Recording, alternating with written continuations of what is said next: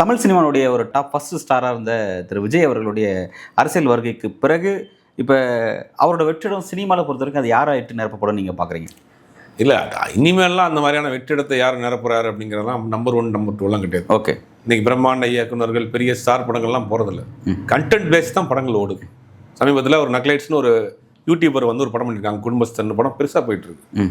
அவங்களுக்கு சினிமா எந்த பின்பலமும் கிடையாது. கண்டென்ட் நல்லா இருக்குது, படம் நல்லா இருக்குது, போகுது. நீங்கள் இப்போ பல கோடி செலவழித்த படங்கள் சமீபத்தில் பெரிய லாஸ் ஆகிருக்கு, பார்த்துருக்கோம்.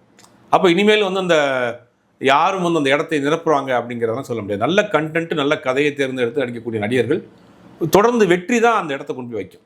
அந்த ரேஸில் வந்து பார்த்தீங்கன்னா சமீபத்தில் மணிகண்டன் வந்து தொடர்ந்து நல்ல படங்கள் பண்ணுறாரு, சின்ன படங்கள் பண்ணுறாரு, எல்லாருக்கும் கம்ஃபர்டபுளாக இருக்கிறாருங்கிற மாதிரியான செய்திகள்லாம் வருது. அப்போ யார் அந்த இடத்துக்கு போகிறாங்க, அந்த இடத்துக்கு போகிற வரைக்கும் தலையில் வந்து கனம்லாம் போகணும். ஓகே, ஒரு 2-3 வெற்றி அவங்க தலையில் கணத்தை ஏற்றிருச்சுன்னா அவங்க எனக்கு கேரவேன் வேணும், 2 கேரவேன் வேணும், சிங்கிள் டோர் கேரவேன் வேணும், நான் வர்றப்ப ஹெலிகாப்டர் வரணும், ஹெலிகாப்டரில் மாலை போடுங்க, எனக்கு 10 பாடி கார்ட்ஸ் வேணும்னு பண்ணுங்க. ஒரு 2 படம் வெற்றியானவர் அந்த வெற்றியெல்லாம் தூக்கி தலையில் வச்சுக்கிட்டு அது தடுமாற்றம் இல்லாமல் யார் போகிறாங்களோ அந்த இடத்துல உட்கார முடியும்.